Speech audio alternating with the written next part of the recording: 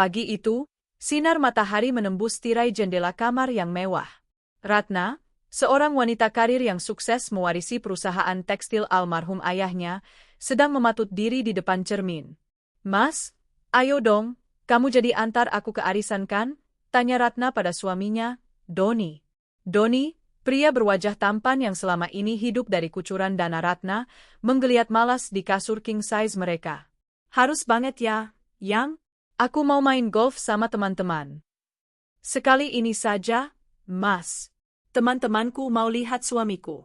Lagi pula, mobil yang mau kamu pakai itu kuncinya ada di tasku," ujar Ratna sambil tersenyum tipis, sebuah sindiran halus bahwa segala fasilitas yang Doni nikmati adalah miliknya. Dengan terpaksa, Doni bangkit. Ia mengenakan kemeja bermerek yang dibelikan Ratna, dan jam tangan Rolex, juga uang Ratna. Penampilannya necis, seolah ia adalah eksekutif muda sukses, padahal jabatannya di perusahaan Ratna hanyalah tempelan belaka. Tiba di restoran mewah tempat arisan diadakan, Ratna menggandeng Doni dengan bangga. "Di sanalah petaka itu bermula. Ratna." "Ya ampun, lama nggak ketemu." Siska, teman lama Ratna semasa kuliah, melambai antusias. Siska berpenampilan menarik, namun matanya menyiratkan rasa lapar akan kemewahan. Ratna, yang berhati tulus, segera menghampiri.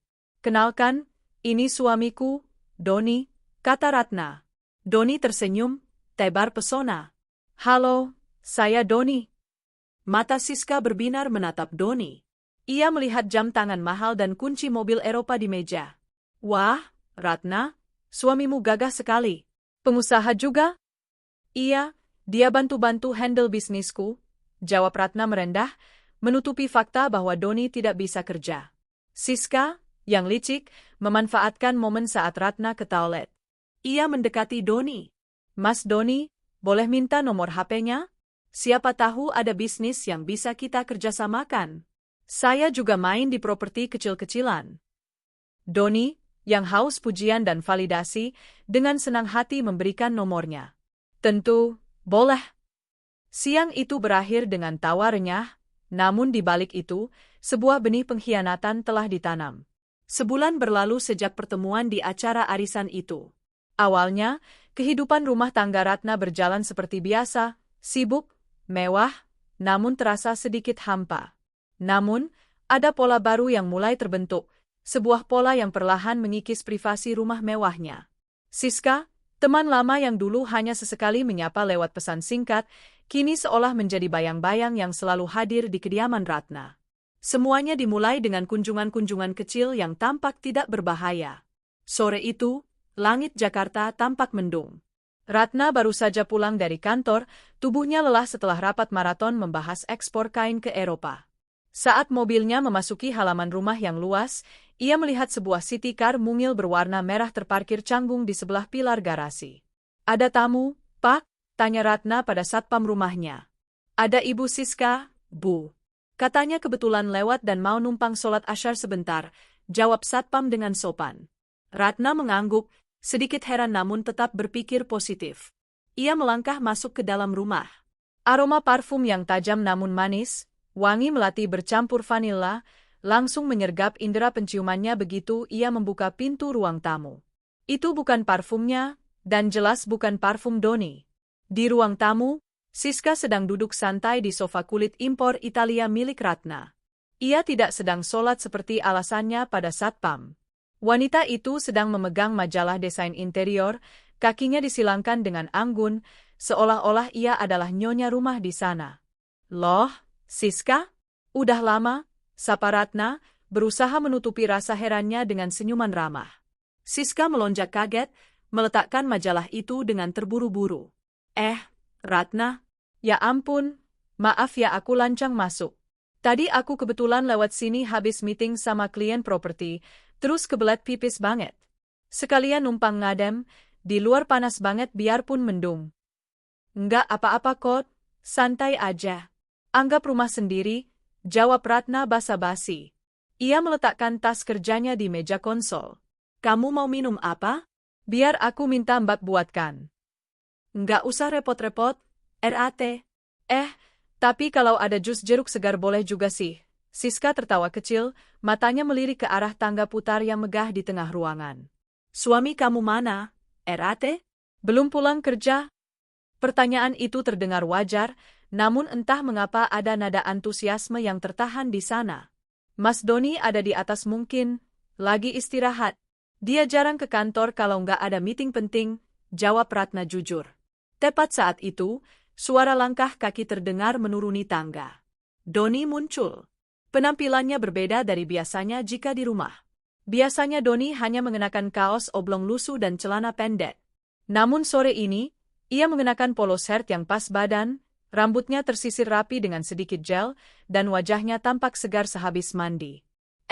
Ada tamu, ujar Doni, berpura-pura terkejut. Namun, matanya langsung terkunci pada sosok Siska.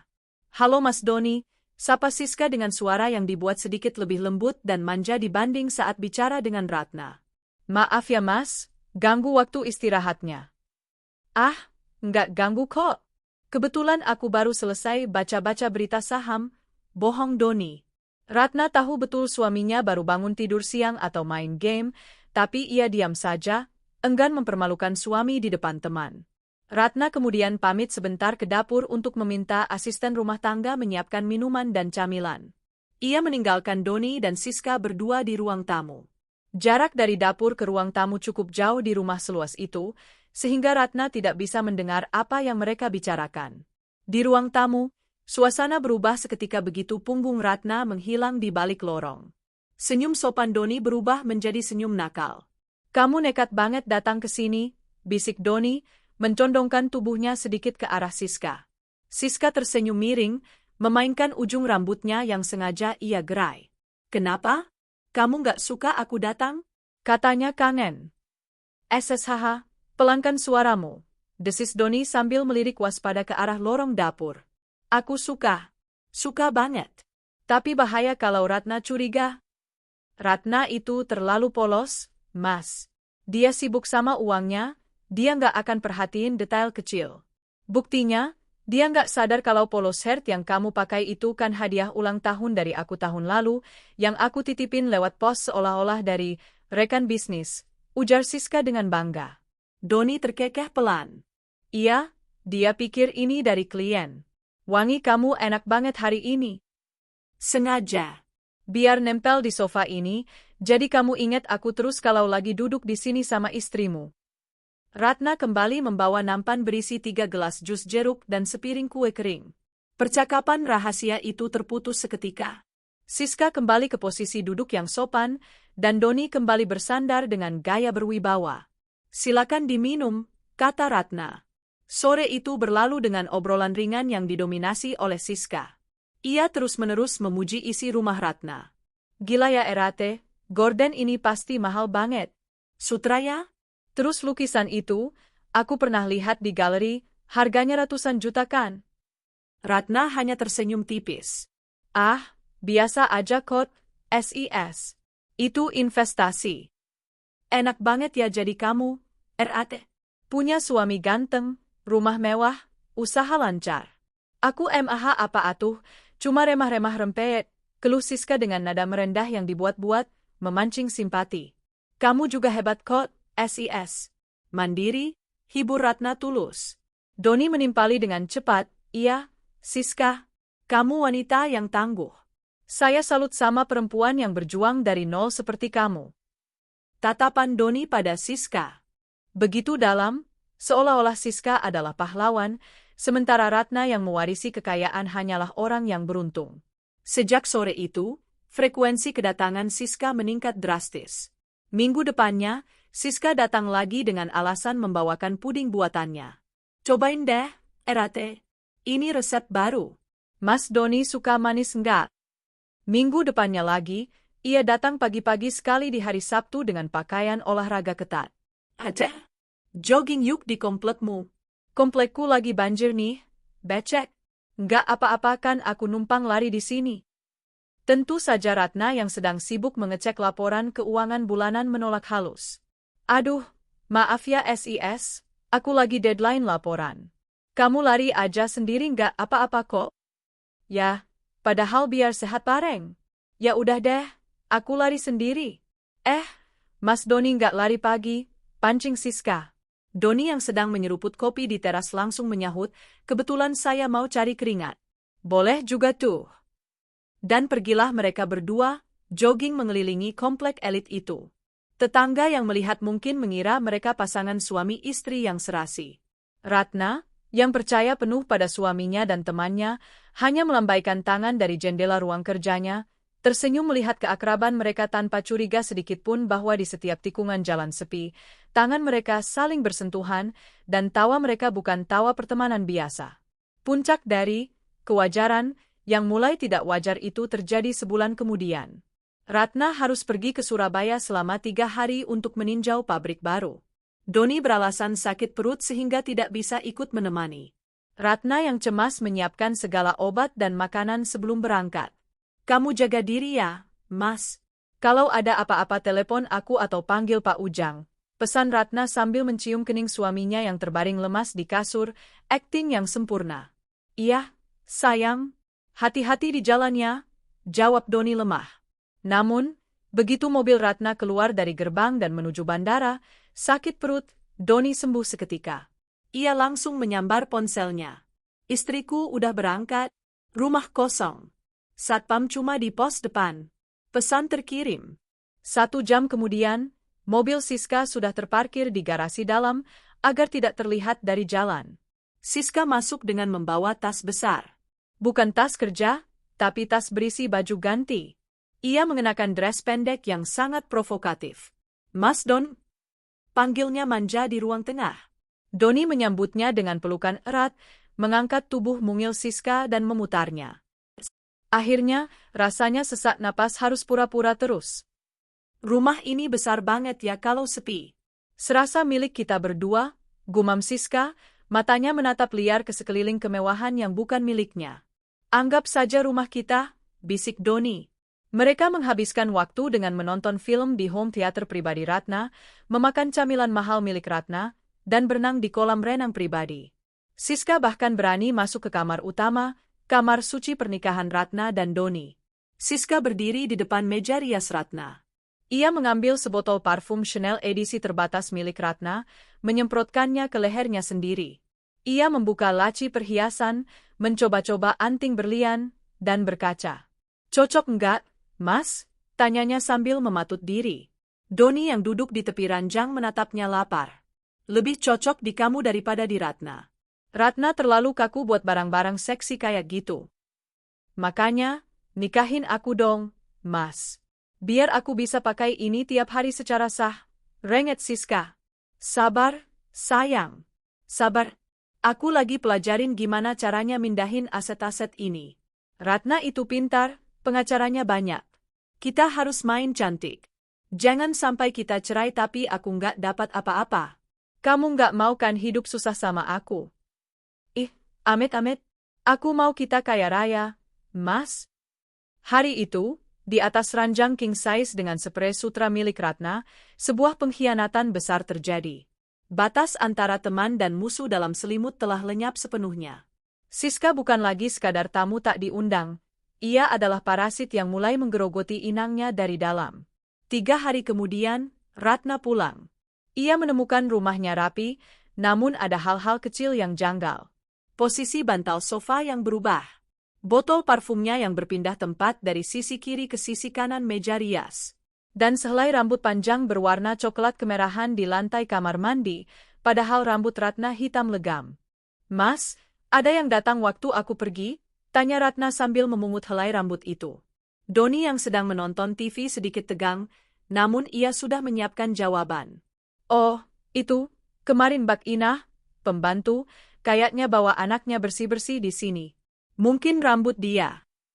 Mbak Inah kan rambutnya pendek dan beruban, Mas, sahut Ratna kritis. Ya mana aku tahu, yang.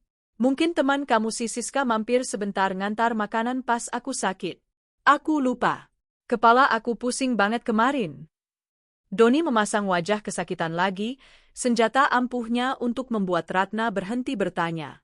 Ratna menghela napas, membuang helai rambut itu ke tempat sampah.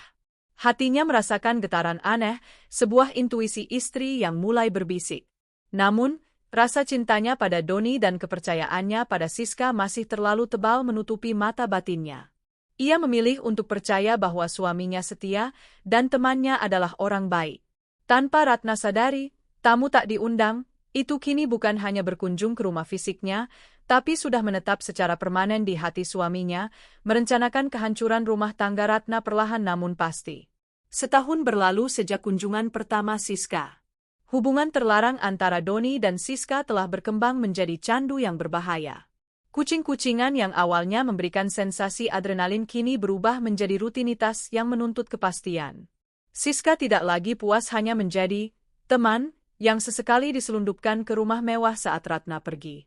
Siang itu, di sebuah kafe remang-remang di pinggiran kota, jauh dari jangkauan kolega bisnis Ratna, Siska membanting cangkir kopinya ke meja. Bunyi denting keramik beradu membuat beberapa pengunjung menoleh. "Sampai kapan, Mas?" "Sampai kapan aku harus sembunyi-sembunyi kayak maling?" desis Siska, matanya berkaca-kaca menahan amarah.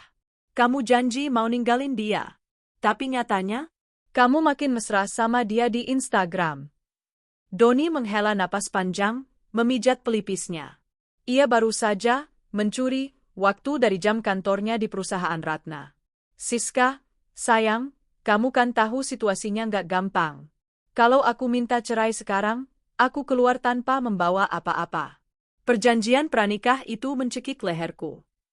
"Aku nggak peduli soal harta sekarang. Aku peduli statusku. Aku merasa kotor, Mas.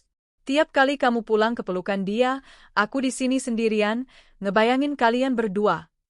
Suara Siska tercekat. Air mata mulai menetes membasahi pipinya yang dipulas bedak tebal. "Aku mau kepastian. Kalau kamu nggak mau nikahin aku, kita putus sekarang juga. Aku akan kirim semua chat mesra kita ke Ratna." Ancaman itu membuat darah Doni berdesir. Jika Ratna tahu sekarang, habislah dia. Doni belum cukup mengumpulkan tabungan dari uang yang ia tilap sedikit demi sedikit dari brankas Ratna. "Jangan ngomong gitu dong. Aku cinta mati sama kamu," bujuk Doni, meraih tangan Siska. "Oke, kita nikah." Mata Siska membelalak. "Kapan? Kamu mau ceraikan Ratna?" "Nggak bisa cerai resmi sekarang. Terlalu berisiko." "Kita nikah siri dulu," bisik Doni, mencondongkan tubuhnya. "Nikah di bawah tangan. Secara agama sah. Kamu jadi istriku, aku jadi suamimu. Dosanya hilang." "Soal Ratna, kasih aku waktu setahun lagi buat bersihin aset-asetnya." Siska terdiam sejenak, menimbang tawaran itu. Nikah siri? Itu artinya dia tetap jadi yang kedua, tetap rahasia. Tapi setidaknya, ia punya ikatan. Ia punya hak. Dan yang terpenting, ia satu langkah lebih dekat untuk merebut Doni sepenuhnya. "Oke, aku mau," jawab Siska tegas. "Tapi aku minta mahar. Apapun buat kamu, sayang." "Kamu mau apa?" "Emas batangan. 50 gram. Dan uang tunai 50 juta. "Aku butuh pegangan," tuntut Siska. Doni menelan ludah. Itu uang yang banyak baginya yang rekeningnya selalu dipantau Ratna. Tapi melihat tatapan Siska yang tajam, ia tidak punya pilihan. "Deal. Minggu depan kita nikah." Persiapan pernikahan rahasia itu dilakukan dengan penuh tipu daya. Doni berdalih pada Ratna bahwa ia harus mengikuti pelatihan manajemen di puncak selama 3 hari. Ratna, yang selalu mendukung karir suaminya, betapapun lambatnya, dengan senang hati membiayai perjalanan itu, bahkan memberikan uang saku lebih. "Belajar yang rajin ya, Mas. Biar kamu bisa bantu aku lebih banyak di kantor," pesan Ratna tulus sambil merapikan kerah kemeja Doni sebelum suaminya berangkat. Hati Doni sedikit mencelos melihat ketulusan istrinya, tapi nafsu dan keserakahannya jauh lebih besar. "Pasti, Yang. Doain aku ya." Kenyataannya, Doni tidak pergi ke villa pelatihan. Ia berbelok ke sebuah rumah kontrakan terpencil di daerah Bogor yang sudah disewa Siska. Di sana, Siska sudah menunggu dengan kebaya putih sederhana namun ketat yang menonjolkan lekuk tubuhnya. Wajahnya berseri-seri, kontras dengan tembok kontrakan yang catnya mulai mengelupas. "Mas Doni." Siska menyambutnya di depan pintu. "Penghulunya udah jalan ke sini." Saksinya 2 orang satpam kompleks sebelah, Udah aku bayar. Doni masuk, meletakkan tas berisi uang tunai 50 juta, hasil mencairkan deposito Ratna dengan memalsukan tanda tangan dan kotak berisi emas batangan. Ini maharmu, kata Doni, menyerahkan harta itu. Siska membuka kotak itu, matanya berbinar tamak. Cantik banget. Makasih ya, Mas. Kamu memang suami idaman. Prosesi akad nikah itu berlangsung singkat dan jauh dari kata sakral. Di ruang tamu sempit yang hanya dialasi karpet murah, Doni menjabat tangan penghulu bayaran itu. Udara terasa pengap, kipas angin tua berputar malas di langit-langit. Saya terima nikahnya dan kawinnya Siska binti, dengan mas kawin tersebut dibayar tunai. Sah, kata, sah, itu menggema, mengunci nasib 3 manusia dalam lingkaran setan. Siska mencium tangan Doni dengan takzim, seolah-olah Doni adalah pangeran berkuda putih, padahal ia hanyalah penipu yang sedang mempermainkan 2 hati. Setelah penghulu dan saksi pergi dengan amplop tebal di saku mereka, Siska langsung memeluk Doni erat. Sekarang aku Nyonya Doni, istri kamu yang sesungguhnya. Iya, Nyonya Doni kedua, koreksi Doni sambil tertawa kecil, mencubit hidung Siska. Jangan sebut kedua, dong, Mas. Di hatimu aku yang pertama, kan? Ratna itu cuma ATM berjalan, cibir Siska. Hus, jangan keras-keras. Dinding di sini tipis. Mereka menghabiskan bulan madu, singkat itu di kontrakan sempit tersebut. Bagi Siska, ini adalah kemenangan besar. Ia membayangkan wajah Ratna yang tidak tahu apa-apa, yang saat ini mungkin sedang sibuk meeting, sementara suaminya sedang memadu kasih dengannya. Ada kepuasan tersendiri bagi Siska merebut milik temannya yang selalu terlihat sempurna itu. Rasa iri yang sudah ia pupuk sejak zaman kuliah kini berbuah menjadi dendam manis. Kembali ke Jakarta, status baru Siska membuatnya semakin berani. Ia merasa memiliki hak atas Doni, bahkan atas rumah Ratna. Suatu hari, ada acara syukuran ulang tahun perusahaan Ratna di rumah mereka. Siska tentu saja diundang sebagai sahabat dekat. Pesta itu meriah. Tenda besar dipasang di taman belakang, catering mewah menyajikan hidangan bintang 5. Ratna tampil anggun dengan gaun malam berwarna biru tua, mendampingi Doni yang tampak gagah dengan jas formal. Siska datang mengenakan gaun merah menyala, sengaja ingin mencuri perhatian. Ia menatap Doni dari kejauhan dengan tatapan posesif. Setiap kali Doni merangkul pinggang Ratna saat menyapa tamu, tangan Siska mengepal erat memegang gelas wine-nya. Sabar, Bu. Jangan cemburu di sini, bisik Doni saat berhasil menyelinap ke dekat meja prasmanan tempat Siska berdiri. Kamu pegang-pegang dia terus dari tadi. Panas tahu nggak lihatnya, gerutu Siska. Itu kan acting, sayang. Tuntutan publik. Nanti malam kan jatah kamu video call, bujuk Doni. Video call doang nggak cukup. Aku mau kamu malam ini tidur di tempatku. Gila kamu? Ini rumah lagi rame. Ratna pasti curiga kalau aku pergi. Cari alasan dong. Bilang aja ada teman kecelakaan atau apa. Pokoknya aku nggak mau tidur sendirian malam ini, Mas. Ini anniversary pernikahan kita yang ke-1 bulan. Siska setengah berbisik, setengah mendesis. Doni pusing. Memiliki 2 istri ternyata bukan hanya soal kenikmatan, tapi juga soal membagi pusing kepala. Namun, seperti biasa, Doni tidak berdaya di bawah ancaman dan rengekan Siska. Malam itu, setelah tamu pulang, Doni berpura-pura menerima telepon panik. Apa? Di rumah sakit mana? Ya Tuhan. Iya, aku ke sana sekarang. Doni berteriak di depan Ratna yang sedang menghapus make up. Kenapa, Mas? Siapa yang sakit? Tanya Ratna khawatir. Si Rian, teman golfku. Kecelakaan di tol. Istrinya lagi di luar kota, nggak ada yang ngurusin. Aku harus ke sana, yang kasihan dia. Ratna, dengan hati malaikatnya, langsung mengangguk. Ya ampun, ya udah kamu pergi gih. Hati-hati ya, Mas. Perlu aku bawain uang tunai buat deposit? Nggak usah, aku ada pegangan kok. Kamu istirahat aja, kamu pasti capek banget seharian berdiri. Doni mencium kening Ratna sekilas, lalu bergegas menyambar kunci mobil. Ratna menatap kepergian suaminya dengan bangga. Suamiku memang setia kawan dan baik hati, batinnya. Padahal, mobil Doni melaju kencang bukan ke rumah sakit, melainkan ke apartemen sewaan Siska yang baru, yang dibayar menggunakan uang, bonus, proyek fiktif dari perusahaan Ratna. Di apartemen itu, Siska menyambutnya dengan kue tart kecil bertuliskan, Happy 1st Month Wedding. Mereka merayakan anniversary di atas penderitaan dan kebohongan terhadap Ratna. Mas, aku tadi lihat Ratna pakai kalung berlian baru. Bagus banget, celetuk Siska di sela-sela obrolan mereka. Oh, itu warisan ibunya. Baru diambil dari deposit box. Aku mau dong, Mas. Masa istri muda nggak punya berlian? Kebanting dong sama istri tua, renget Siska. Itu mahal banget, SIS. Nggak mungkin aku beli yang kayak gitu sekarang. Siapa bilang beli? Kamu kan tinggal serumah sama dia. Ambil aja satu. Ratna kan perhiasannya banyak, hilang satu nggak bakal sadar. Bilang aja keselip atau dicuri pembantu. Ide gila itu meluncur mulus dari bibir Siska. Awalnya Doni menolak, takut ketahuan. Tapi Siska terus mendesak, mengancam akan ngambet, dan membanding-bandingkan kasih sayang Doni. Katanya aku ratumu. Masa ratu nggak punya mahkota? Goda Siska. Malam itu, benih kejahatan baru tertanam di benak Doni. Mencuri dari istri sendiri demi memuaskan istri siri. Batas moral Doni sudah runtuh sepenuhnya.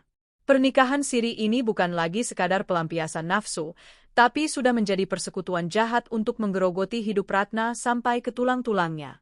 Siska tidak hanya ingin Doni, ia ingin menjadi Ratna dengan segala kemewahannya.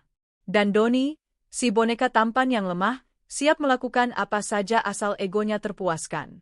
Permintaan Siska malam itu bukan sekadar angin lalu. Itu adalah titah. Selama seminggu penuh, Siska meneror Doni dengan pesan-pesan singkat yang dingin.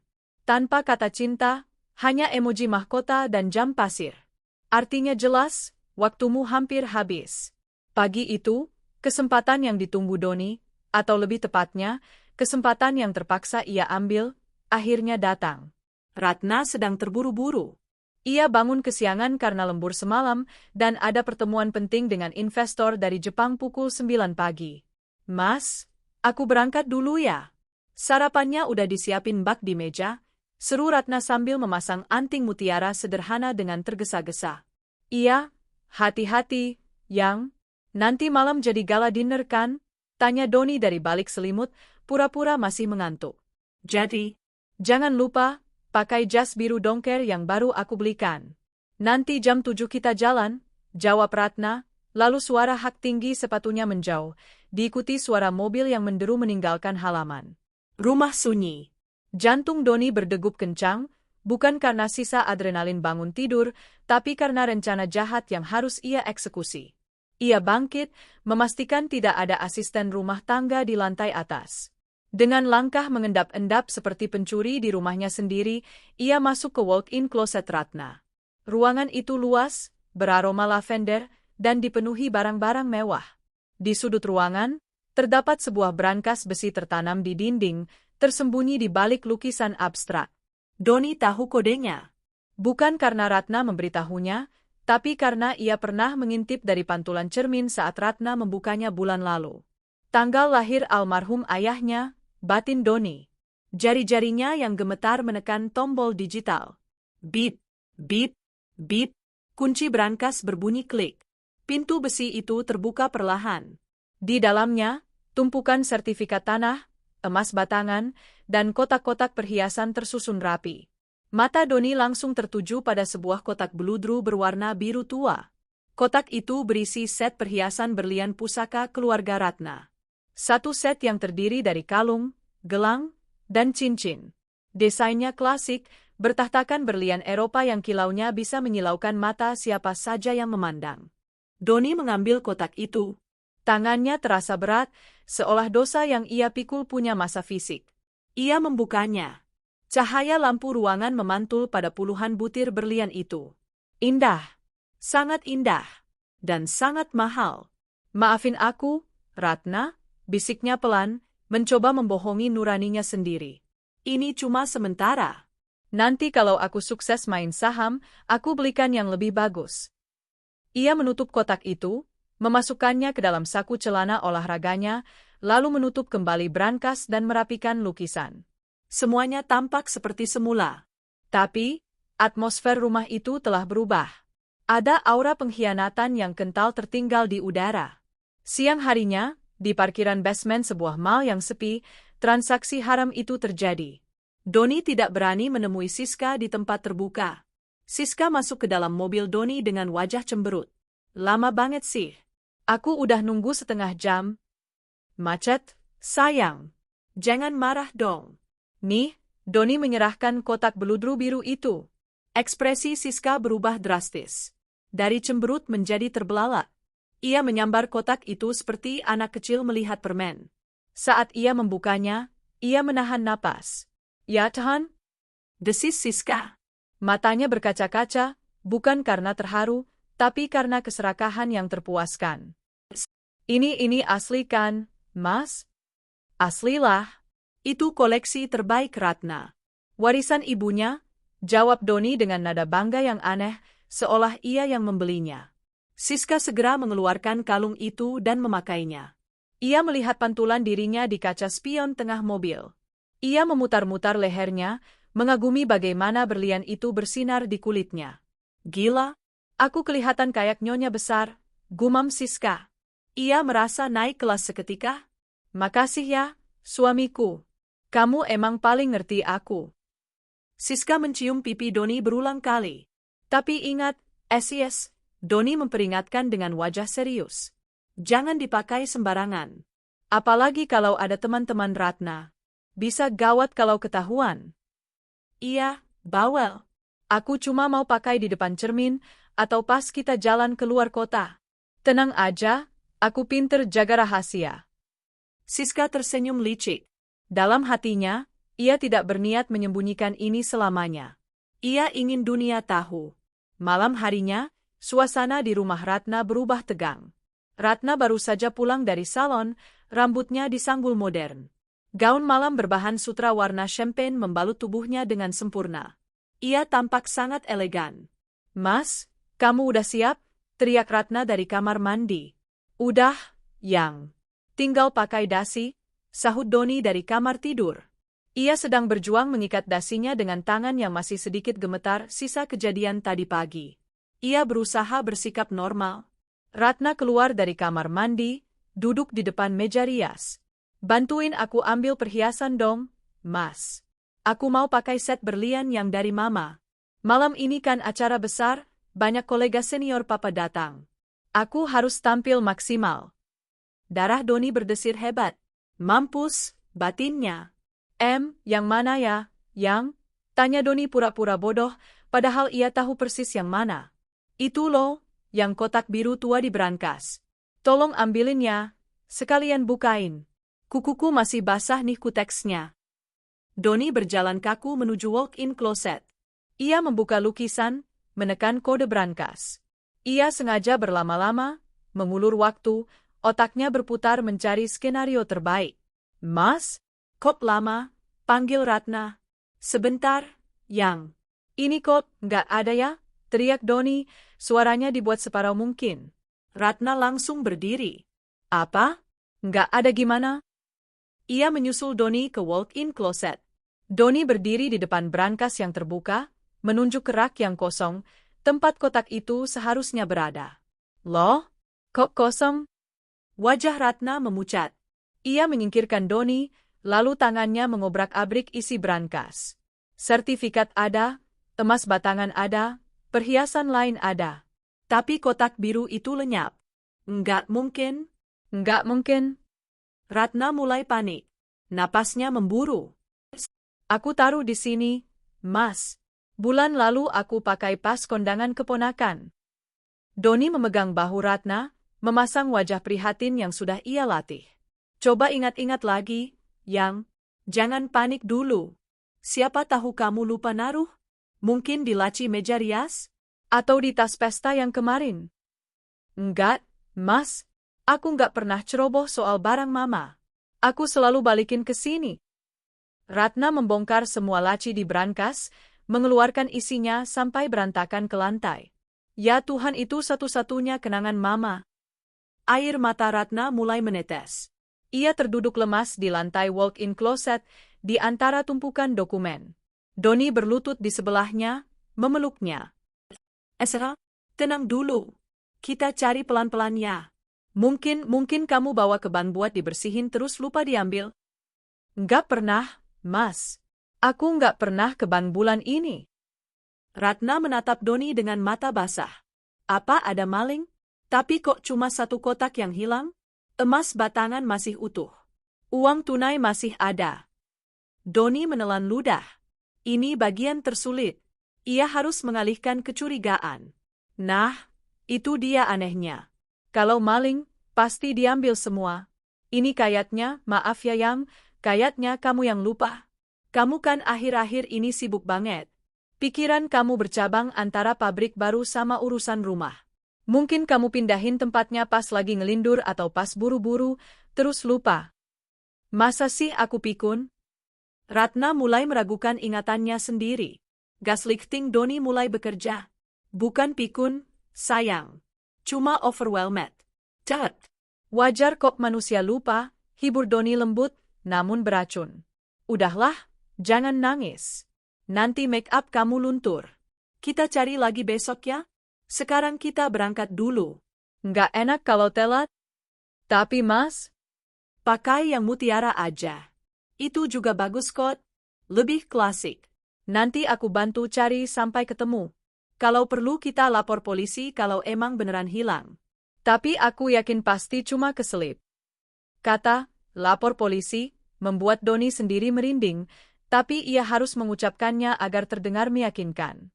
Ia tahu Ratna orang yang sibuk, kemungkinan besar dia tidak akan sempat mengurus laporan polisi dalam waktu dekat. Dengan hati berat dan perasaan gundah, Ratna akhirnya bangkit.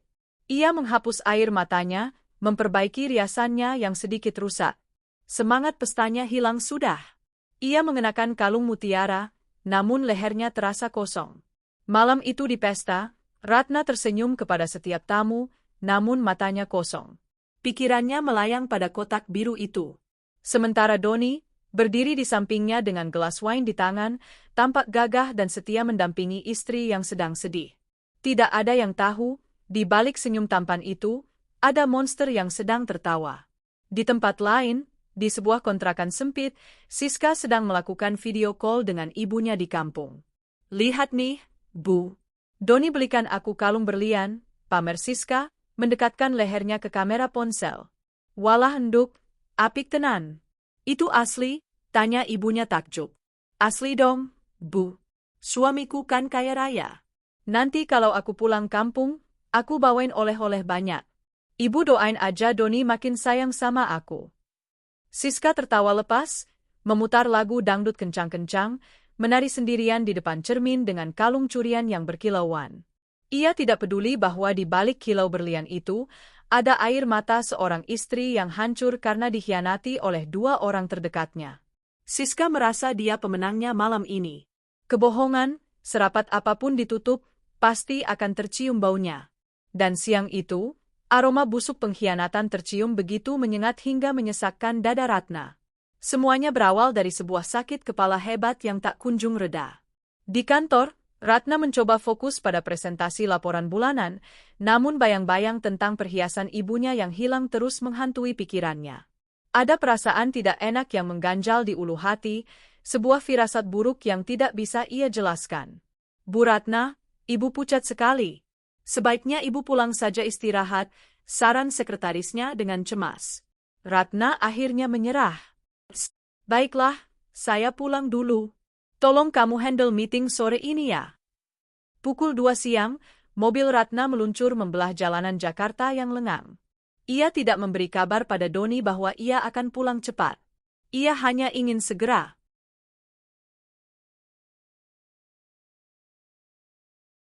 Sampai di rumah, merebahkan diri di kamar yang dingin, dan melupakan sejenak masalah perhiasan itu.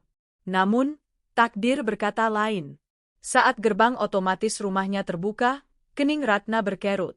Di halaman rumahnya yang luas, terparkir sebuah mobil yang sangat ia kenal. Mobil merah kecil milik Siska. Siska? Ngapain dia kesini jam segini? Batin Ratna. Tumben gak ngabarin dulu. Perasaan tidak enak di hatinya semakin kuat. Ratna memarkir mobilnya di garasi. Ia melangkah keluar, menyapa satpam yang tampak sedikit gugup.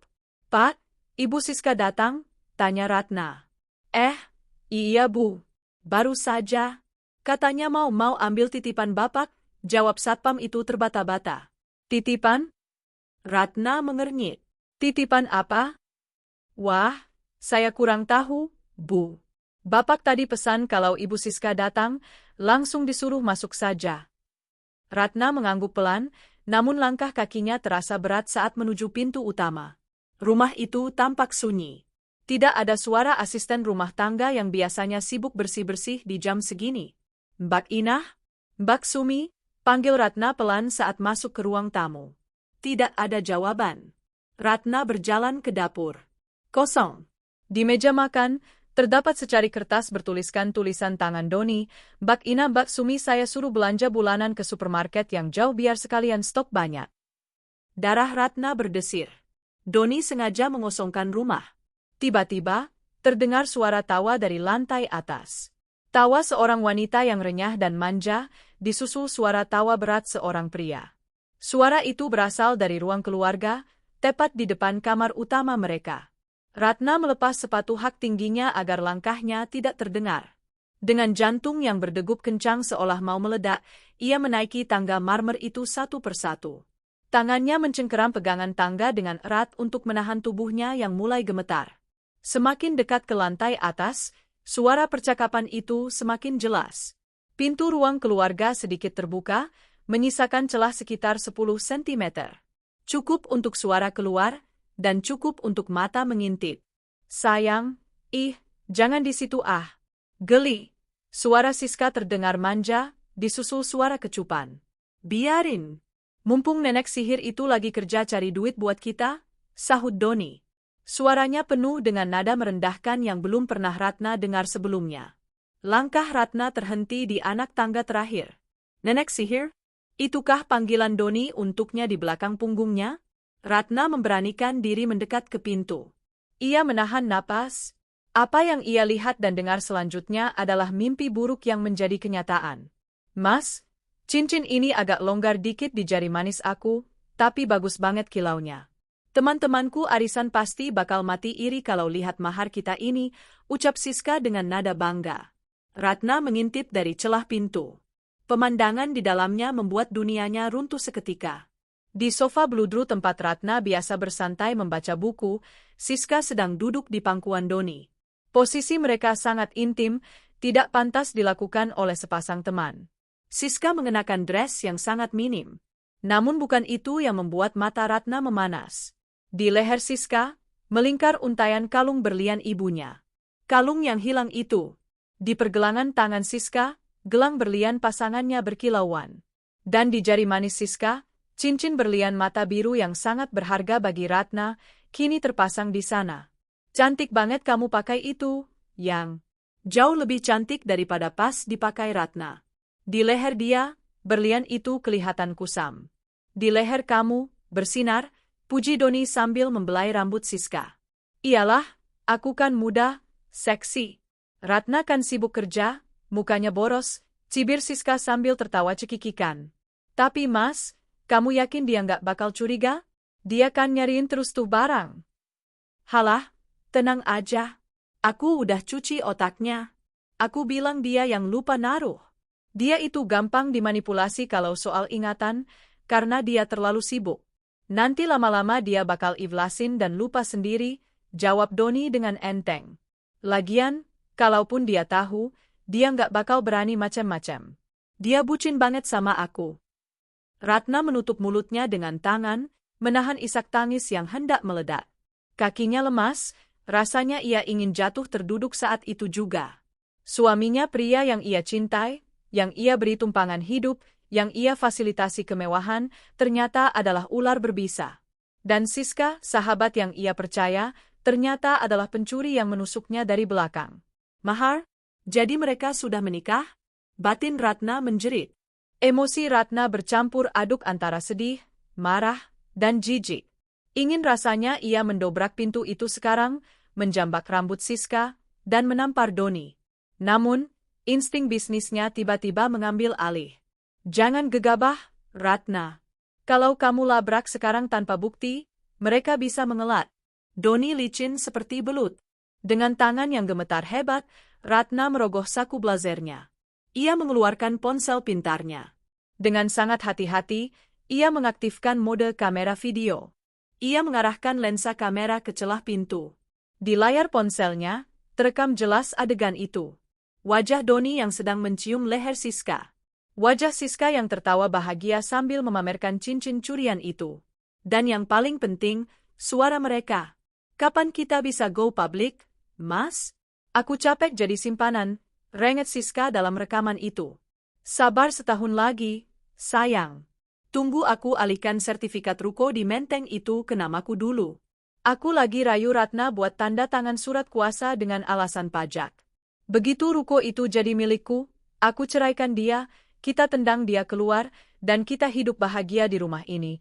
Jelas Doni memaparkan rencana jahatnya. Janji ya? Awas kalau bohong. Aku jual nih berliannya, ancam Siska manja. Jangan dong, itu kan mahar cinta kita. Nanti aku belikan yang lebih gede kalau kita udah kuasai hartanya Ratna. Ratna menekan tombol stop pada rekaman itu. Cukup.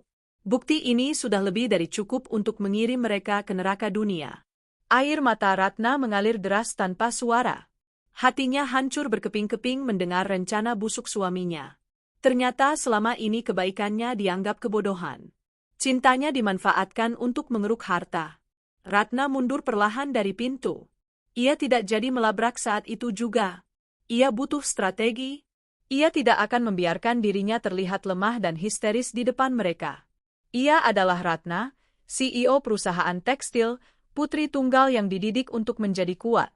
Ia menuruni tangga dengan hati-hati, memakai kembali sepatunya, dan keluar dari rumah tanpa menimbulkan suara sedikitpun. Ia kembali ke mobilnya di garasi.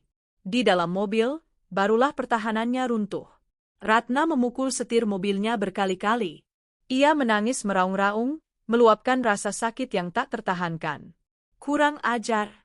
Biadab kalian berdua, teriaknya dalam kesunyian kabin mobil mewah itu. Kalian pikir aku bodoh? Kalian pikir aku lemah? Lihat saja, aku akan buat kalian menyesal pernah dilahirkan. Ratna menghapus air matanya dengan kasar. Tatapan matanya yang tadi sendu kini berubah menjadi dingin dan tajam. Tidak ada lagi Ratna yang lembut dan penurut. Yang ada kini adalah seorang wanita yang siap berperang demi harga dirinya. Ia menyalakan mesin mobil, lalu memundurkan mobilnya keluar dari garasi. Ia akan pergi sebentar, menenangkan diri, dan menyusun rencana serangan balik yang mematikan. Saat ia kembali nanti, ia tidak akan datang sebagai korban, melainkan sebagai eksekutor. Ratna memacu mobilnya membelah jalanan Jakarta tanpa tujuan yang pasti. Pikirannya kalut, tapi di tengah badai emosi itu, logika seorang pebisnis dalam dirinya mulai mengambil alih kendali. Ia tidak boleh pulang dalam keadaan mata sembab dan emosi meledak-ledak. Jika ia pulang sekarang dan berteriak, Doni dan Siska hanya akan lari, atau lebih buruk lagi, mereka akan memutarbalikkan fakta dan membuatnya terlihat seperti orang gila. Ratna membutuhkan poker face terbaiknya. Ia membelokkan mobil ke sebuah minimarket. Di sana, ia membeli sebotol air mineral dingin. Ratna menempelkan botol dingin itu ke pipi dan matanya yang panas. Sensasi dingin itu menyadarkannya. Ia menarik napas dalam-dalam, menahannya, lalu menghembuskannya perlahan. Tarik napas, Ratna. Kamu bukan korban. Kamu pemenang, bisiknya pada bayangannya di kaca spion. Ia memperbaiki riasannya, menambahkan sedikit bedak untuk menutupi jejak air mata, dan memulas lipstik merah menyala. Warna keberanian. Warna perang. Setelah merasa cukup tenang, atau lebih tepatnya, cukup dingin, Ratna memutar balik mobilnya. Ia siap pulang. Bukan sebagai istri yang terluka, tapi sebagai aktris yang akan memainkan peran terbaik dalam hidupnya di panggung sandiwara rumah tangganya sendiri.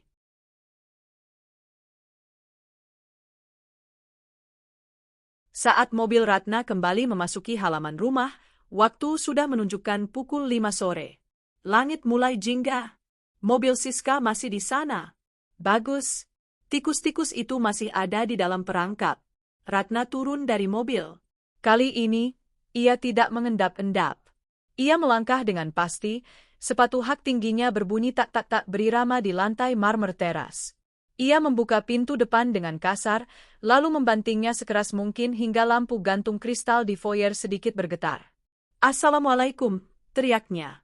Suaranya lantang, menggema ke seluruh penjuru rumah yang sunyi. Di lantai atas, kepanikan terjadi seketika. Mampus? Itu suara Ratna, desis Doni. Wajahnya pucat pasi. Ia melompat dari sofa, nyaris menjatuhkan Siska yang masih duduk di pangkuannya. Cepat, pindah duduk. Jangan dekat-dekat. Siska gelagapan. Aduh, Mas, kalungnya nyangkut di rambut. Jerit Siska tertahan saat ia berusaha merapikan dresnya yang tersingkap. Tarik aja. Buruan, bentak Doni. Sifat aslinya yang kasar keluar saat terdesak. Siska meringis kesakitan, berhasil membebaskan rambutnya. Ia berlari kecil ke sofa tunggal di seberang ruangan, menyambar majalah apa saja yang ada di meja, dan berpura-pura membacanya. Jantungnya berdegup kencang seperti drum band. Doni menyambar koran kemarin yang tergeletak di meja, membukanya lebar-lebar untuk menutupi wajahnya yang tegang dan kancing kemejanya yang salah pasang. Ratna menaiki tangga dengan langkah sengaja diperlambat. Setiap langkah kakinya adalah teror bagi dua orang di atas sana. 1, 2, 3. Ratna muncul di ambang pintu ruang keluarga. Ia berdiri di sana, memindai ruangan dengan tatapan yang sulit diartikan. Senyum tipis tersungging di bibirnya. Senyum yang tidak mencapai mata. Wah, ramai sekali rumahku hari ini, sapa Ratna dengan nada riang yang dibuat-buat. Ada tamu kehormatan rupanya. Doni menurunkan korannya perlahan. Ratna, kamu udah pulang, yang? Kok cepat banget? Suaranya terdengar sumbang, bergetar di ujung kalimat. Siska meletakkan majalahnya, yang ternyata terbalik, dan tersenyum kaku. Iya nih, baru aja mampir. Ratna melangkah masuk, tatapannya langsung menusuk ke arah Siska. Atau lebih tepatnya, ke leher Siska. Tumben banget kamu main jam segini, SIS? Biasanya kan kamu sibuk meeting properti, sindir Ratna halus sambil berjalan mendekat. Ia meletakkan tas kerjanya di meja dengan gerakan lambat namun mengintimidasi. Iya, tadi kebetulan lewat, terus, mau kasih undangan nikahan sepupu aku. Iya, itu. Siska menjawab terbata-bata, tangannya secara refleks bergerak naik, mencoba menutupi kalung berlian yang melingkar di lehernya dengan kerah dresnya yang rendah. Usaha yang sia-sia. Kilau berlian itu terlalu terang untuk disembunyikan. Undangan? Ratna mengangkat alis. Mana undangannya? Siska pucat. Ia meraba-raba tasnya, pura-pura mencari. Aduh, kayaknya ketinggalan di mobil deh. RAT. Maaf ya, pikun nih. Enggak apa-apa, potong Ratna. Ia kini berdiri tepat di hadapan Siska. Jarak wajah mereka hanya beberapa sentimeter. Aroma parfum Siska, parfum murah yang berusaha meniru wangi mewah, bercampur dengan bau keringat dingin. Wah! Ratna menyipitkan mata, fokusnya terkunci pada leher Siska. Kalungmu bagus banget, SIS. Baru ya? Kok modelnya familiar banget? Kayak pernah lihat di mana gitu. Ruangan itu hening seketika. Hanya suara detak jam dinding yang terdengar. Doni menahan napas, matanya melotot memberi kode pada Siska untuk tidak salah bicara. Ini? Siska tertawa sumbang, tawanya terdengar seperti orang tercekik. Ini MAH biasa aja kok, RAT. KW. Beli di pasar baru kemarin. Iseng aja, lucu modelnya. Imitasi. Imitasi? Ulang Ratna pelan. Masa sih? Kilaunya bagus banget lo buat barang pasar. Tanpa permisi, Ratna mengulurkan tangannya. Jari-jarinya yang dingin menyentuh liontin berlian di leher Siska. Siska tersentak kaget, tubuhnya menegang kaku. Dingin? Gumam Ratna. Kamu tahu nggak, SIS? Cara gampang bedain berlian asli sama palsu itu dari suhunya. Kalau kaca atau kristal biasa, Begitu kena kulit dia langsung hangat ngikutin suhu tubuh. Tapi kalau berlian asli, dia tetap dingin. Kayak es? Ratna menekan sedikit liontin itu ke kulit dada Siska. Dan ini, dingin banget. Aneh ya buat barang, imitasi. Keringat sebesar biji jagung menetes di pelipis Doni. Ia harus melakukan sesuatu. Ah, kamu ini, yang... Kebanyakan kerja jadi curigaan gitu, sela Doni dengan tawa paksa yang keras. Ia bangkit dan berdiri di antara Ratna dan Siska, mencoba memutus ketegangan. Namanya juga teknologi sekarang, barang KW bisa mirip banget sama asli. Ya kan, SS? Ih, bener banget kata Mas Doni. Ini tuh zirconia kualitas super, RAT. Makanya mirip, sahut Siska cepat, bersyukur ada Doni yang menyelamatkan. Ratna melepaskan tangannya dari leher Siska, lalu beralih menatap Doni. Tatapannya dingin, menusuk. Oh begitu. Zirconia. Ratna mengangguk-angguk pelan. Hebat ya, sampai modelnya persis sama warisan almarhumah ibu aku yang hilang. Bahkan jumlah butirannya pun kelihatannya sama. Doni menelan ludah. Tenggorokannya terasa kering kerontang. Kebetulan aja kali, yang... Model klasik kan emang pasaran. Banyak yang niru. Mungkin, jawab Ratna singkat. Ia membalikkan badan, berjalan menuju jendela, membelakangi mereka berdua. Sayang banget ya kalau itu palsu. Padahal cocok banget di leher kamu, SIS. Kelihatan mahal. Kalau itu asli, harganya bisa buat beli rumah kontrakan kamu 10 biji loh. Siska merasa terhina sekaligus takut. Sindiran itu telak sekali. RAT, aku kayaknya harus pulang deh. Udah sore banget, takut macet, kata Siska buru-buru mengambil tasnya. Ia tidak kuat berlama-lama di ruangan yang auranya mencekam ini. Loh, buru-buru amat? Nggak minum dulu? Mas Doni nggak nawarin minum emangnya? Tanya Ratna tanpa menoleh. Enggak usah, makasih RAT. Lain kali aja. Siska setengah berlari menuju pintu keluar. Hati-hati di jalan, SIS, seru Ratna. Jaga barang, imitasinya. Jangan sampai hilang. Sayang kalau barang fake diperlakukan kayak barang asli. Siska tidak menjawab, ia langsung menghilang di balik tangga. Terdengar langkah kaki terburu-buru menuruni tangga, lalu suara mesin mobil dinyalakan dan menderu pergi. Tinggallah Ratna dan Doni berdua di ruangan itu. Atmosfer berubah drastis. Tidak ada lagi pura-pura ramah. Yang ada hanya ketegangan yang pekat. Doni mencoba mendekati Ratna, hendak memeluknya dari belakang. Yang, kamu kenapa sih? Kok sinis banget sama Siska? Kasihan dia. Ratna menghindar dengan gerakan cepat, menepis tangan Doni seolah tangan itu penuh kuman. Jangan sentuh aku. Doni terkejut dengan penolakan itu. Kamu kenapa sih? Lagi pes? Atau stres kerjaan? Sini aku pijitin. Ratna berbalik, menatap suaminya dengan tatapan jijik yang tidak ditutup-tutupi. Aku mau mandi. Gerah. Rasanya lengket semua. Ratna melangkah menuju kamar mandi, namun ia berhenti sejenak di ambang pintu. Ia menoleh pada Doni yang berdiri bingung. Dan satu lagi, Mas, ucap Ratna datar. Tolong panggil Mbak Inah suruh pel ulang lantai ruang keluarga ini.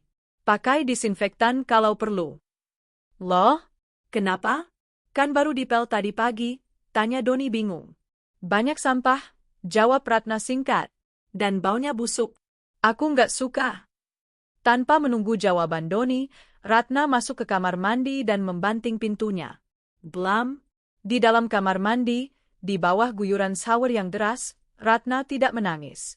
Ia membiarkan air membasuh tubuhnya, seolah membersihkan jejak-jejak pengkhianatan yang menempel di rumahnya. Nikmati waktu kalian, bisik Ratna pada dinding kamar mandi yang dingin. Karena ini adalah sandiwara terakhir kalian. Besok panggung ini akan runtuh. Di luar, Doni berdiri mematung. Ia merasa ada yang salah, sangat salah.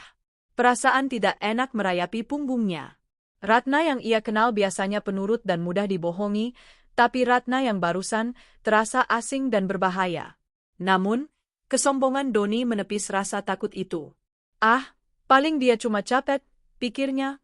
Besok juga baik lagi kalau aku rayu. Doni tidak tahu, bahwa di balik pintu kamar mandi itu, nenek sihir yang ia hina tadi sedang meracik mantra kehancuran untuknya. Malam harinya, rumah itu terasa lebih sunyi dari biasanya. Asisten rumah tangga sudah pulang, menyisakan dua manusia dengan isi kepala yang bertolak belakang. Doni duduk di meja makan dengan perasaan lega yang naif. Ia merasa krisis tadi sore sudah berlalu. Siska berhasil kabur, Ratna sudah mandi, dan sekarang di hadapannya tersaji steak wagyu medium rare, makanan favoritnya yang tentu saja dibeli dengan uang Ratna. Ia mengiris daging itu dengan santai, yakin bahwa badai telah berlalu. Baginya, Ratna hanyalah istri yang sedang mood swing karena lelah bekerja. Ratna turun dari lantai atas. Ia mengenakan piyama sutra hitam yang elegan. Wajahnya segar, rambutnya terurai indah, namun sorot matanya sedingin kutub utara. Tidak ada lagi sisa air mata atau kelelahan. Yang ada hanyalah ketenangan yang mematikan.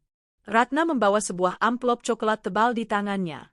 Ia berjalan perlahan menuju meja makan, lalu duduk di ujung meja, berhadapan langsung dengan Doni. "Makanannya enak, Mas?" tanya Ratna, nadanya datar. Doni mendongak, tersenyum lebar. "Enak banget, Yang. Kamu mau? Sini aku suapin." "Habiskan saja. Itu mungkin makanan enak terakhir yang bisa kamu nikmati di rumah ini," jawab Ratna tenang. Senyum Doni membeku. Garpu yang ia pegang berhenti di udara.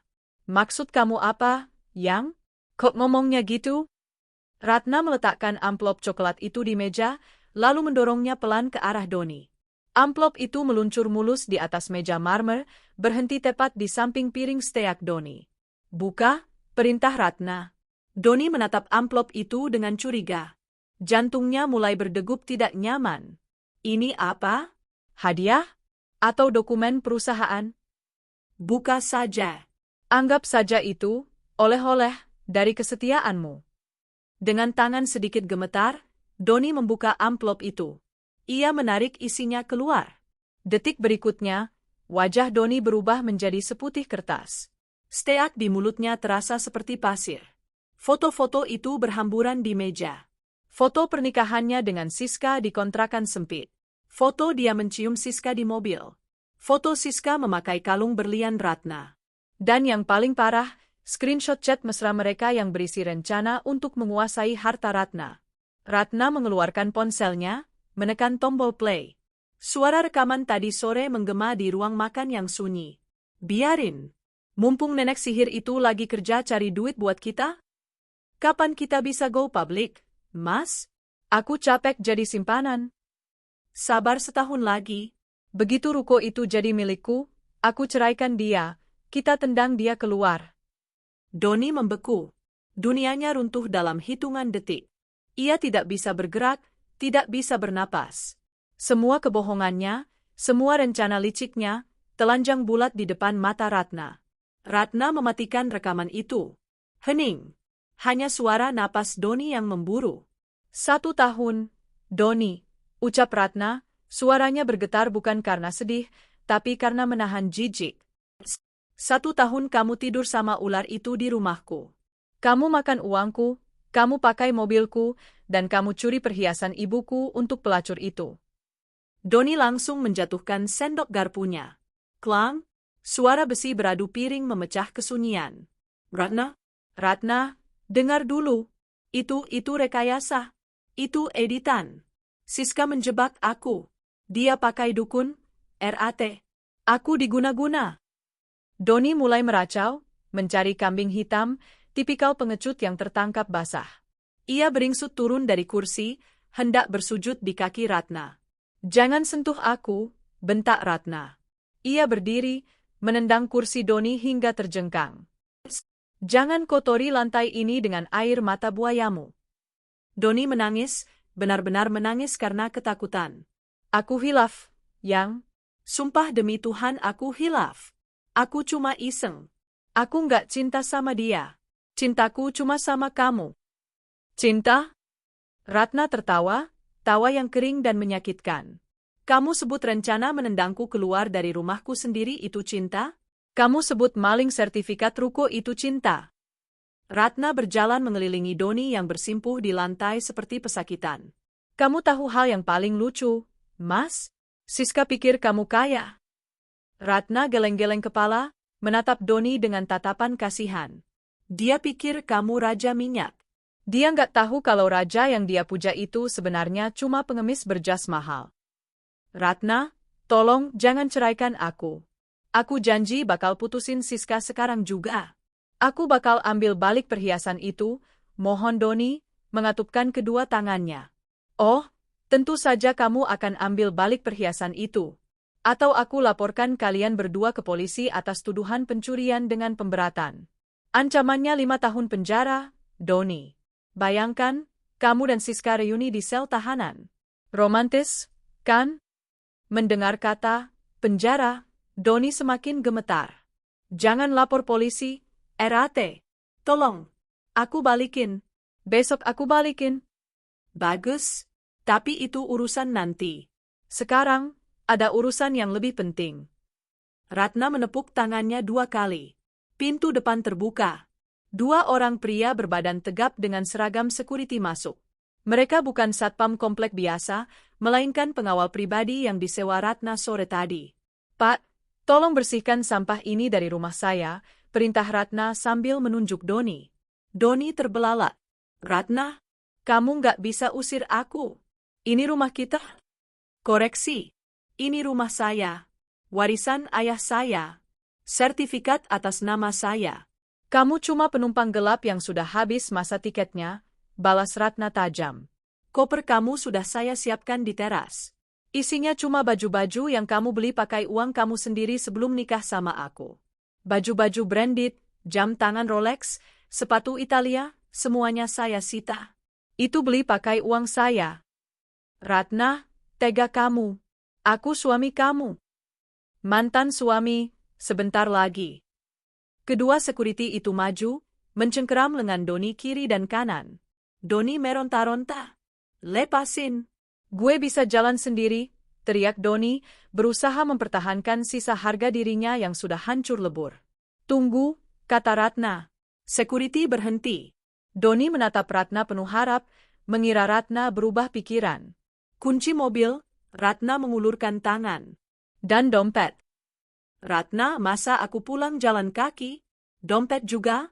KTP aku di situ. Kunci mobil. Sekarang.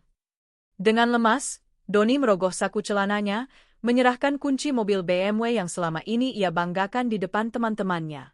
Lalu dompet kulitnya. Ratna membuka dompet itu, mengambil semua kartu kredit, kartu tambahan dari rekening Ratna, dan mengambil semua uang tunai yang ada. Ia hanya menyisakan KTP dan selembar uang Rp50.000. Ini ongkos buat naik ojek atau angkot ke kontrakan istrimu. Cukup kan? Ratna melemparkan dompet tipis itu ke dada Doni. Ratna, kamu kejam? Aku belajar dari yang terbaik, Mas. Kamu gurunya. Ratna tersenyum sinis. Sekarang, bawa dia keluar. Doni diseret paksa keluar dari istana kemewahannya.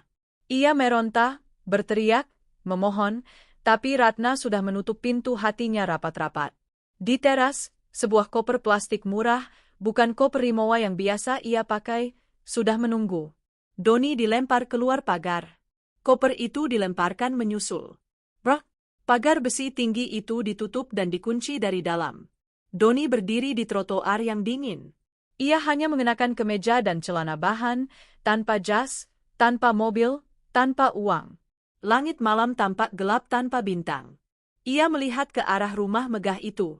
Lampu-lampu kristal masih menyala terang di dalam, tapi ia tahu ia tidak akan pernah bisa masuk ke sana lagi. Di dalam rumah, Ratna berdiri di balik tirai jendela, menyaksikan sosok Doni yang luntang-lantung menyeret koper di jalanan sepi. Tubuh Ratna merosot. Ia terduduk di lantai, bersandar pada dinding. Pertahanannya runtuh. Ia menangis lagi, tapi kali ini bukan tangis kesedihan. Ini adalah tangis pelepasan. Beban berat yang selama setahun ini ia pikul, kecurigaan, kebohongan, pengkhianatan, akhirnya terangkat. Rumah itu terasa sangat besar dan sunyi, tapi untuk pertama kalinya dalam waktu yang lama, udaranya terasa bersih. Racun itu sudah dibuang. Ratna menghapus air matanya. Ia melihat ponselnya. Ada satu hal lagi yang harus ia lakukan. Ia membuka aplikasi mobile banking, memblokir semua akses keuangan yang pernah ia berikan pada Doni. Lalu ia menelepon pengacaranya. Halo, Pak Anton? Maaf ganggu malam-malam. Siapkan berkas gugatan cerai. Saya mau besok pagi sudah masuk ke pengadilan. Alasannya? Perselingkuhan dan penipuan. Bukti sudah lengkap. Ratna menutup telepon. Ia bangkit berdiri, menatap pantulan dirinya di cermin besar di ruang tamu. Wajahnya sembab, tapi matanya menyala. Selamat tinggal, Doni, bisiknya. Selamat menikmati hidup barumu di neraka yang kamu ciptakan sendiri. Malam itu, di pinggiran kota yang jauh dari gemerlap lampu Jakarta Selatan, Siska sedang duduk gelisah di ruang tamu kontrakannya yang sempit. AC tua di dinding berbunyi gerak-gerak-gerak memecah keheningan, berusaha mendinginkan ruangan yang pengap. Siska terus menatap layar ponselnya. Tidak ada pesan dari Doni sejak kejadian di rumah Ratna tadi sore. Duh, Mas Doni kemana sih? Kok nggak ngabarin? Gumam Siska cemas. Namun, di balik kecemasannya, ada secercah harapan licik yang tumbuh. Ratna sudah tahu semuanya. Pasti mereka ribut besar. Kalau Doni diceraikan, berarti dia bebas. Batin Siska. Ia mulai membayangkan skenario indah di kepalanya. Doni akan menggugat Gonogini. Harta Ratna yang melimpah ruah itu pasti harus dibagi dua. Setengah kekayaan perusahaan tekstil itu, berapa miliar itu? Siska tersenyum sendiri. Hinaan Ratna soal barang KW tadi sore masih membekas perih, tapi ia yakin sebentar lagi ia yang akan tertawa paling akhir. Tok, tok, tok. Lamunan Siska buyar. Ada yang mengetuk pintu. Itu pasti Mas Doni. Siska melompat dari sofa, berlari kecil menuju pintu. Ia sempat merapikan rambutnya di cermin kecil yang tergantung miring di dinding. Pasti dia bawa mobil sportnya. Dengan senyum lebar, Siska membuka pintu. Sayang, akhirnya kamu dat. Kata-katanya terhenti di tenggorokan. Di hadapannya, berdiri Doni. Tapi bukan Doni yang gagah seperti biasanya. Pria itu tampak menyedihkan. Kemejanya kusut, kancing atasnya terbuka berantakan, dan wajahnya kusam berminyak. Tidak ada aroma parfum mahal, yang ada bau asap knalpot dan keringat. Di tangannya, ia menyeret sebuah koper plastik murahan berwarna hijau norak yang salah satu rodanya sudah patah. Di belakang Doni, tidak ada BMW atau Mercedes. Hanya ada tukang ojek yang sedang menghitung uang kembalian. Mas? Siska mundur selangkah, matanya membelalak tak percaya. Kamu kenapa? Mobil kamu mana? Doni masuk tanpa permisi, melempar koper plastiknya ke lantai. Brat! Ia langsung menghempaskan tubuhnya ke sofa butut milik Siska. Ratna tahu semuanya. Aku diusir, jawab Doni dengan suara parau, menatap langit-langit yang berjamur. Hening sejenak. Otak Siska berputar cepat mencerna informasi itu. Diusir? Bagus dong, pikirnya naif. Diusir, ulang Siska, senyumnya perlahan kembali merekah. Ia duduk di samping Doni, memijat bahu suaminya. Bagus dong, Mas. Akhirnya kita bebas dari nenek sihir itu. Kita nggak perlu sembunyi-sembunyi lagi. Doni menoleh, menatap Siska dengan tatapan kosong yang aneh. Iya kan, Mas? Desak Siska antusias. Sekarang, langkah selanjutnya kita harus gerak cepat. Besok kamu hubungi pengacara. Kita gugat dia. Kita ambil harta Gonogini kamu. Bayangin Mas, setengah aset dia jadi punya kamu. Kita bisa beli rumah di Pondok Indah, kita bisa liburan ke Eropa. Berhenti, Siska, potong Doni pelan. Kenapa berhenti? Kita harus lawan. Dia udah hina-hina aku tadi sore, Mas. Aku nggak terima dibilang pakai barang KW. Kita buktiin kalau kita bisa lebih kaya dari dia. Siska semakin berapi-api. Ngomong-ngomong, kok kamu naik ojek? Mobilnya disita sementara ya? Nggak apa-apa, nanti kita beli baru yang lebih bagus pakai uang Gonogini. Siska, diam, bentak Doni tiba-tiba. Suaranya menggelegar di ruangan sempit itu. Siska terlonjak kaget. Mas, kok kamu bentak aku? Doni memijat pelipisnya yang berdenyut sakit. Ia menatap Siska, Wanita yang selama setahun ini ia anggap sebagai pelarian yang menyenangkan, kini tampak begitu bodoh dan menjengkelkan di matanya. Nggak ada gono gini, Siska? Nggak ada, ucap Doni lirih, penuh keputusasaan. Maksud kamu? Siska mengerutkan kening. Kalian kan nikah resmi. Hukum negara bilang harta yang didapat selama pernikahan itu harta bersama. Perusahaan dia kan makin gede pas nikah sama kamu. Doni tertawa, tawa yang kering dan pahit. Kamu pikir Ratna itu bodoh? Dia pebisnis, Siska.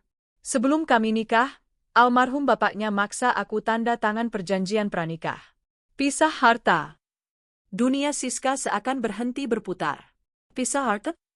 Semua aset atas nama Ratna.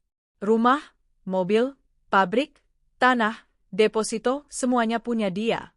Dan perjanjian itu mengikat sah di mata hukum. Aku nggak punya hak 1% pun atas hartanya. Wajah Siska memucat. Kakinya terasa lemas. Tapi tabungan kamu? Gaji kamu selama ini jadi direktur. Gaji? Doni mendengus. Gajiku cuma UMR, Siska. Jabatanku cuma formalitas. Semua kebutuhan aku dibayarin pakai kartu kredit tambahan dari rekening Ratna. Dan tadi malam, semua kartu itu sudah diambil. Rekeningku? Isinya 0. Siska bangkit berdiri, tubuhnya gemetar. Jadi kamu? Aku miskin, Siska. Aku nggak punya apa-apa selain baju di koper itu dan uang 50.000 di dompet. Doni mengeluarkan uang lecek itu dan melemparnya ke meja. Bohong, jerit Siska histeris. Ia menjambak rambutnya sendiri. Kamu bohong kan, Mas? Kamu cuma ngetes aku kan? Nggak mungkin. Kamu itu kaya. Kamu sering beliin aku tas, ajak aku makan mewah. Itu semua uang Ratna. Kamu pikir uang dari mana? Doni ikut berdiri, emosinya meledak. Sekarang semuanya hilang. Gara-gara keserakahan kamu minta berlian itu. Siska menatap Doni dengan tatapan horor. Pangeran tampan yang selama ini ia banggakan, yang ia rebut dengan susah payah dari sahabatnya sendiri, ternyata hanyalah tong kosong. Zong. Kamu penipu. Siska menerjang Doni, memukuli dada bidang pria itu dengan kepalan tangannya yang kecil. Kamu nipu aku. Kamu janjiin aku hidup enak. Kamu bilang Ratna cuma boneka. Ternyata kamu yang boneka. Kamu parasit. Aduh. Sakit. Doni mendorong Siska hingga terjatuh ke sofa. Ngaca dong. Kamu yang gatal. Kamu yang godain aku duluan pas arisan. Kalau bukan karena kamu ngerengek minta dinikahin, minta berlian, aku masih hidup enak di sana. Masih tidur di kasur empuk, bukan di kontrakan bau apek ini. Kurang ajar. Siska menangis meraung-raung.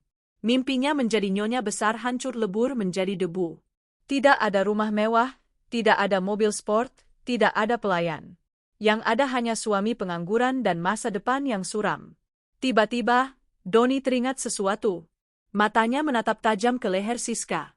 Sini, kata Doni dingin, melangkah mendekati Siska. Apa? Siska mundur ketakutan. Balikin kalung sama cincin itu, perintah Doni sambil menengadahkan tangan. Siska refleks menutupi dadanya. Enggak, ini mahar aku. Ini hak aku. Itu barang curian, goblok, teriak Doni frustrasi. Ratna ngancam lapor polisi. Kalau barang itu nggak balik besok pagi, kita berdua masuk penjara. Kamu mau melahirkan anak kita di dalam sel? Bodoh amat, biarin di penjara. Pokoknya ini punya gue. Siska mempertahankan harta terakhirnya dengan membabi buta. Baginya, berlian itu adalah satu-satunya kompensasi dari kegagalannya. Ini jaminan hidup gue kalau lu nggak bisa kasih makan. Sini nggak. Doni menerjang Siska. Malam pengantin baru yang seharusnya romantis itu berubah menjadi ajang gulat. Doni berusaha melepas paksa kalung dari leher Siska. Siska mencakar wajah Doni, berteriak, menggigit. Lepasin. Sakit. Tolong. Maling, teriak Siska. Diam. Tetangga dengar. Doni membekap mulut Siska, lalu dengan kasar menarik kalung itu hingga putus. Crack. Siska terbatuk-batuk, memegangi lehernya yang merah. Doni berhasil merebut kalung itu. Ia lalu menarik tangan Siska, memelintir jarinya untuk melepas cincin berlian itu. Sakit, Mas? Jangan. Doni tidak peduli. Ia menarik paksa cincin itu hingga jari Siska lecet. Setelah berhasil mendapatkan kedua perhiasan itu, Doni mundur, napasnya terengah-engah. Wajahnya penuh baretan kuku Siska. Ini harus aku balikin ke Ratna. Biar dia nggak lapor polisi, kata Doni sambil menggenggam erat perhiasan itu. Terus aku dapat apa? Isak Siska, duduk meringkuk di pojok sofa. Aku udah korbanin harga diri aku udah dimusuhin teman-teman, aku hamil anak kamu, dan sekarang aku nggak dapat apa-apa. Doni menatap Siska dengan tatapan yang sudah tidak ada lagi cinta di sana. Hanya ada rasa lelah dan muak. Kamu dapat aku, jawab Doni sinis. Suami idaman kamu, kan? Siska tertawa miris di sela tangisnya. Tawa yang terdengar seperti orang gila. Suami idaman? Kamu itu sampah, Mas. Sampah yang dibungkus plastik mahal. Doni tidak menjawab. Ia berbaring di karpet lantai yang tipis, memunggungi Siska. Ia memeluk koper plastiknya sebagai bantal. Di luar, hujan mulai turun, membuat atap seng kontrakan itu berisik bukan main. Air mulai merembes dari plafon yang bocor, menetes tepat di dekat kaki Doni. Tes, tes, tes. Di rumah mewah Ratna, Doni tidak pernah merasakan atap bocor. Tidak pernah merasakan lapar.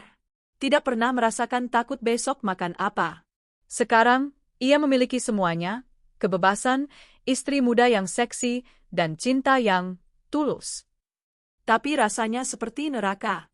Siska masih menangis di sofa, meratapi nasibnya yang berubah 180 derajat dalam semalam.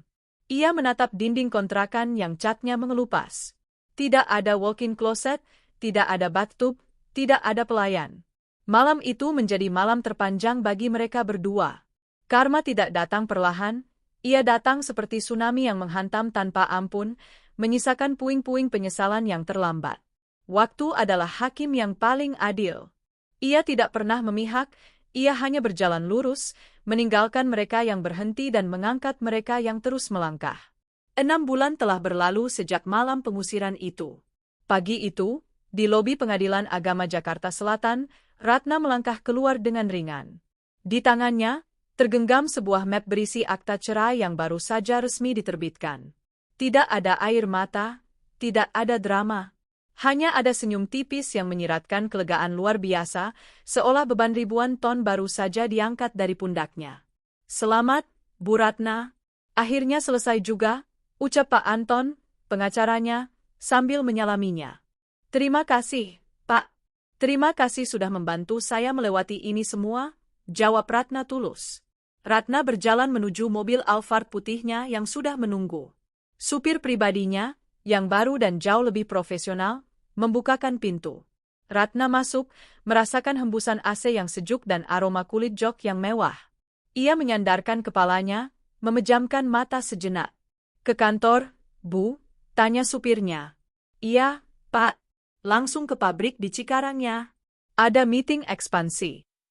Hidup Ratna pasca perceraian bukan hancur, melainkan meroket. Tanpa benalu bernama Doni yang selama ini menggerogoti keuangannya untuk gaya hidup hedonis, arus kas perusahaan Ratna menjadi sangat sehat. Ia bisa berinvestasi pada mesin-mesin baru, membuka cabang di luar negeri, dan bahkan memberikan bonus besar pada karyawannya. Penampilan Ratna pun berubah. Ia terlihat 10 tahun lebih muda. Wajahnya bersinar, tubuhnya lebih terawat karena ia kembali rutin yoga dan pilates, hobi yang dulu sempat ia tinggalkan karena sibuk mengurus rengekan Doni. Ratna menjadi simbol wanita mandiri yang tangguh, dikagumi banyak orang, dan disegani rekan bisnisnya. Sementara itu, di sisi lain kota yang kumuh dan padat, Doni sedang duduk di sebuah warung kopi pinggir jalan, menyesap kopi hitam murahan yang rasanya seperti air comberan. Ia mengenakan jaket ojek online yang warnanya sudah pudar. Wajah tampannya yang dulu mulus kini kusam, terbakar matahari, dan dipenuhi bintik hitam.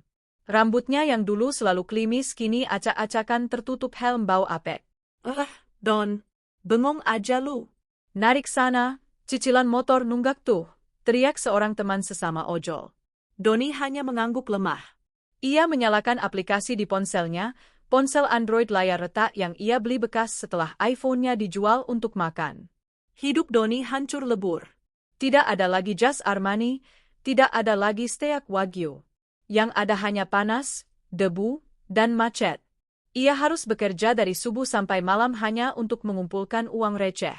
Dan di rumah kontrakan, yang sekarang lebih kecil dan lebih murah dari sebelumnya, neraka dunia menunggunya setiap hari. Siska baru saja melahirkan seorang bayi laki-laki sebulan yang lalu. Tapi bukannya bahagia, rumah itu dipenuhi teriakan dan tangisan. Doni, susu anak habis. Pampers habis. Kamu pulang bawa duit berapa hari ini? Teriak Siska begitu Doni memarkir motornya di depan pintu. Siska tampak berantakan. Tubuhnya melar pasca melahirkan, rambutnya kusut, dan wajahnya terlihat tua karena stres. Tidak ada lagi Siska yang seksi dan wangi. Sabar dong, SIS. Ini baru dapat 50.000. Sepi orderan, jawab Doni lelah, melempar helmnya ke kursi. 50.000? Cukup buat apa? Bayar listrik aja kurang. Kamu tuh laki-laki nggak guna ya? Nyesel aku nikah sama kamu, maki Siska sambil menggendong bayi yang menangis kencang. Kamu yang mau nikah sama aku. Kamu yang maksa, balas Doni emosi. Ya karena aku pikir kamu kaya. Kalau tahu kamu miskin kayak gini, mending aku sama tukang bakso. Pertengkaran itu adalah makanan sehari-hari. Piring terbang, kata-kata kasar, dan saling menyalahkan. Cinta yang dulu mereka agung-agungkan sebagai cinta sejati, ternyata hanyalah nafsu yang dibungkus keserakahan. Begitu uang hilang, cinta itu menguap tak berbekas. Suatu siang yang terik, takdir mempertemukan mereka kembali dalam skenario yang menyakitkan. Ratna sedang dalam perjalanan pulang dari meeting penting. Ia duduk santai di kursi belakang mobil mewahnya sambil mengecek email di iPad. Tiba-tiba, mobil berhenti karena lampu merah di perempatan besar yang macet. Ratna menoleh keluar jendela. Di trotoar sebelah kiri, tepat di samping mobilnya, terjadi keributan kecil. Sebuah motor butut mogok menghalangi jalan. Aduh, gimana sih mas? Mogok lagi, mogok lagi. Panas nih. Kasihan anak kita, teriak seorang wanita yang menggendong bayi dengan kain jarik lusuh. Pria yang mendorong motor itu tampak kewalahan. Ya sabar, MA. Namanya juga motor tua. Businya kotor kali. Sabar, sabar. Duit kagak ada, motor butut. Dasar mokeng. Suara itu. Ratna mengenalnya. Perlahan, Ratna menurunkan kaca jendela mobilnya yang gelap. Ia menurunkan kacamata hitam Diornya. Di trotoar itu, berjarak hanya 2 meter darinya, berdiri Doni dan Siska. Doni sedang mengelap keringat di dahinya dengan lengan jaket yang dekil. Siska sedang mengipas-ngipas bayinya dengan kardus bekas, wajahnya penuh amarah dan penderitaan.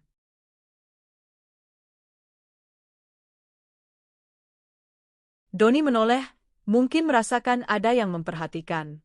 Mata mereka bertemu. Waktu seakan berhenti. Doni ternganga. Ia melihat Ratna yang duduk di dalam mobil sejuk itu seperti melihat bidadari. Ratna tampak begitu cantik, begitu bersih, begitu tak terjangkau. Kontras sekali dengan dirinya yang bau matahari dan Siska yang lusuh. Ratna? Bisik Doni tanpa sadar. Siska ikut menoleh. Matanya membelalak melihat Ratna. Ada rasa malu yang luar biasa menusuk dadanya. Ia ingin bersembunyi, ingin bumi menelannya saat itu juga. Ia yang dulu dengan sombong memamerkan berlian curian di depan Ratna, kini berdiri di pinggir jalan seperti pengemis, sementara Ratna tetap menjadi ratu. Ratna tidak berkata apa-apa. Ia hanya menatap mereka berdua.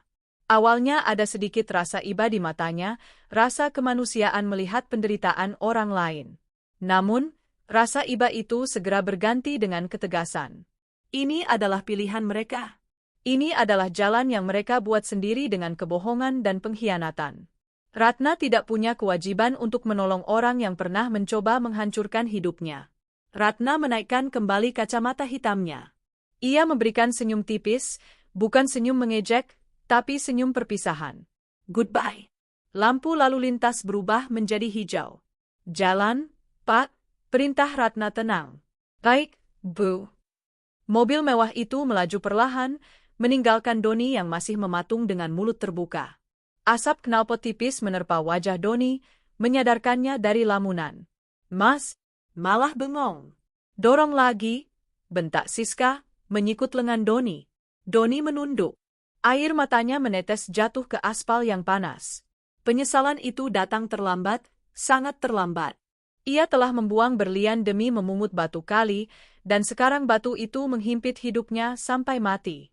Di dalam mobil yang melaju menjauh, Ratna menarik napas panjang dan menghembuskannya lega. Ia tidak menoleh ke belakang lagi. Di kaca spion, bayangan Doni dan Siska semakin mengecil dan akhirnya hilang ditelan jarak.